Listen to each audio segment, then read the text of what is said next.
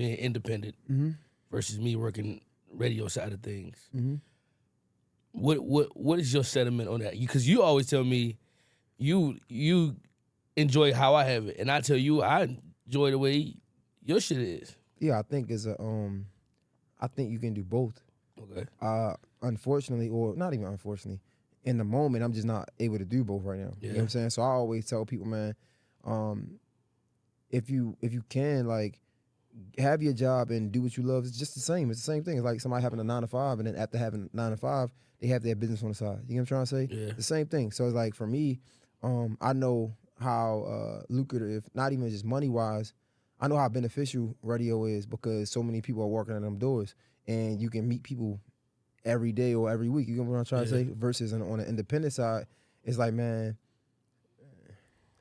this shit is hard. You know what I'm trying to say? Yeah. And I'm not saying it's everything in life that's worth having is hard, but it's like, man, I get discouraged a lot from this. You know what I'm trying to say? So like, I don't know, because I know what I go through in it, and I'm not where I want to be just yet. It's like, man, I tell everybody, like, yo, if you in radio, stay in there. You know what I'm saying? And then, I always tell you, I feel like I would love to have it your way, which is fully independent, where everything is on you. You know what I mean? Bearing that, I know that the stress is there, but in radio, it's like you starting over. You gotta climb the ladder. You don't get the interviews that you really want. Yep. You don't get the shows or the time slots that you genuinely want. In your space, you call your own schedule, really. You know what I mean? Like, if a person want to interview at 2 p.m. today, you interview them at 2 p.m. today. That's just what it is, because they know they're coming to see you. Yeah. You know what I mean? So I think that's what we always have. We're always going to have a difference of opinions, because I do think you can do it at the same time, but eventually it's going to cross. You know what I mean? Like, and one is not going like the other. No, you're right. I think I've had to learn basically when to and when not to. You know what I'm saying? Like my mom used to always quote Kenny Rogers, know when to hold, know when to fold, know when to walk away. So like when I never forget when I was doing Love the Culture Radio with Raven and TK, and I was working for DTLR. So that's kind of like a similar situation. So DTLR had an activation with T.I. And like, I always been how I am, to be honest, right? So I'm like, man, DTLR is my job. Yeah. But I'm really pushing this Love the Culture thing. Like, that was an independent show that we had. Right. And I got the drop from T.I. All he just said was like, yo, it's T.I. I'm rocking with Love the Culture Radio.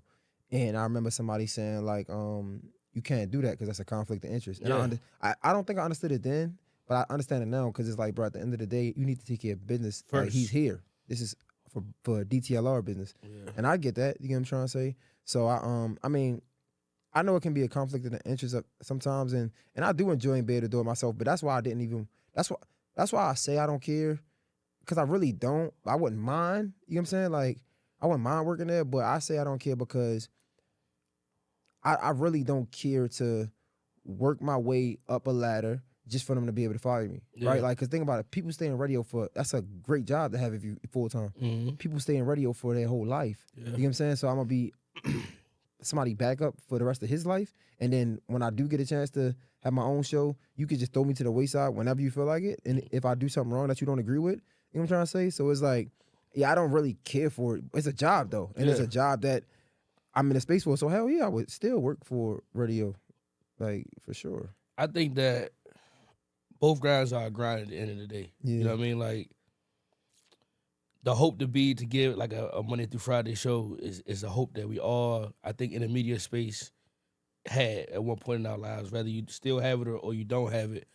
But it's like to be honest, it's kind of like a respect thing, like that you have that, you know what I mean? But on the flip side of things, the way media is turning now, the way social media is now, the way people gather the information now, being fully independent and owning everything you have, it just, to me, feels like it's more. No, I mean, for sure, but you need the money, though. You know what I'm trying to say? Like, like, if you had an unlimited source of income, for sure. You know what I'm trying to say? Like, it's definitely the way to go. Don't get me wrong, but you gotta understand, these companies, just like any other company, these companies win because of their longevity. You know what I'm trying to say? Yeah. So, like, Radio One, Sirius XM, maybe not Sirius. I think they on a newer range, but like, yeah, Sirius XM, iHeart, like these stations, these companies been around for a long time. And they are not just radio, like they advertise, they serve as advertising. I think that's the most important thing. You know what I'm saying? Yeah, 100%. So like a lot of this thing, they're getting money coming in. You know what I'm trying to say? So yeah, I'm independent and it's dope. Don't get me wrong.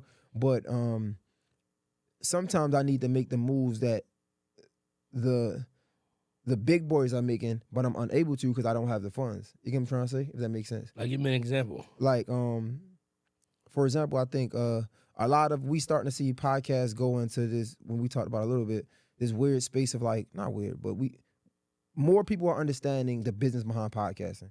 And with that being said, more people, because they understand the business, they want to get paid. Yeah. Right? So like you see companies paying for guests, or bigger podcasts maybe paying for guests, where it's like, I'm like, damn, and I gotta continue to, I can't do that right now. But at the same time, if I want to grow, I gotta continue to reinvent myself, or continue to level up when they leveling up. You get what I'm trying to say? Yeah. So yeah, that's one thing. But I disagree though. I personally think that interviewers paying for artists is kind of like, to me, messing the game up. Yeah, and I sure. think it's messing the game up. Not that I don't want to see artists get paid. Mm-hmm. You know what I mean? But one, it's not a guarantee your interview is going to return that revenue. It's not. You know what I'm saying? Like when you book an artist for a show, you book an artist for a show that they have a fan base in the state, in the city, wherever, that the revenue is going to at least return that they spent, not even to make any profit yet.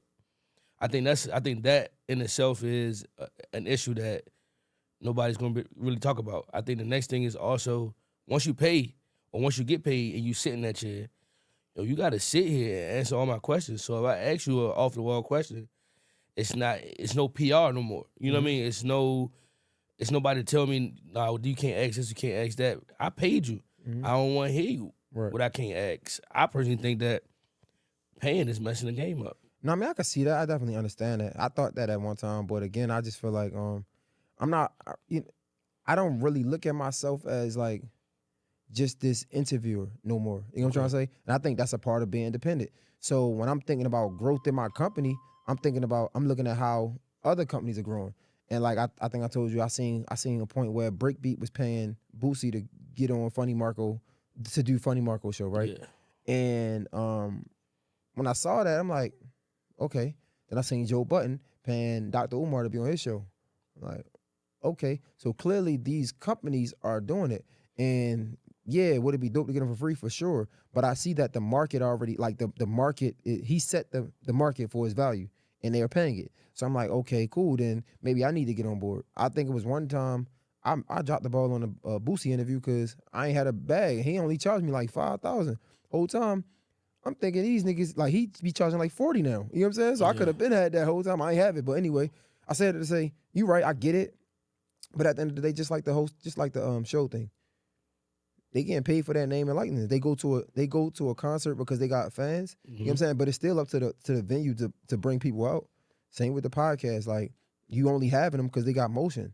And hopefully the motion is gonna help you grow on your journey. All right, so do other people who don't have motion. They should pay. I got asked by artists who ain't had a hit song in the last 10 years for money.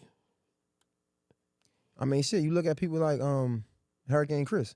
He hasn't had a hit in years, but because he just like had this conversation that was surrounding his name, But I'm saying before, so Hurricane Chris had a moment. Yeah. But before that, if I hit Hurricane Chris up, not to use Hurricane Chris name, I use it, fuck it. But if I hit him up before that moment happened, and he said, I want to charge this, what am I supposed to do in that moment? You get what I mean? Like, that's why I say, like, it's tough with the paying for the interviews. No, it is. I mean, I've hit people up multiple times, and they said, like, I remember I hit up Juvenile, and Juvenile was trying to charge me, and I was like, bro, I don't have it, but I see you on the flip side, because I know how much faith you got in yourself. You know what I'm trying to say? Like, it's cool, I don't got it, bro, but I see you on the flip side. You'll want to do it next. You know what I'm saying? Like, in that sense, I don't really take it personal. Like, I do, but not to the artist, because I'm like, yo, clearly my shit ain't got enough motion for you to think it's worth it. Yeah. If I was a Breakfast Club, you'll come on. You wouldn't talk with that pay shit. But I'm not big as a Breakfast Club. But these are the people that I'm looking at. Yeah. You know what I'm saying? I'm not looking at like your everyday podcaster. You know what I'm trying to say? So it's like,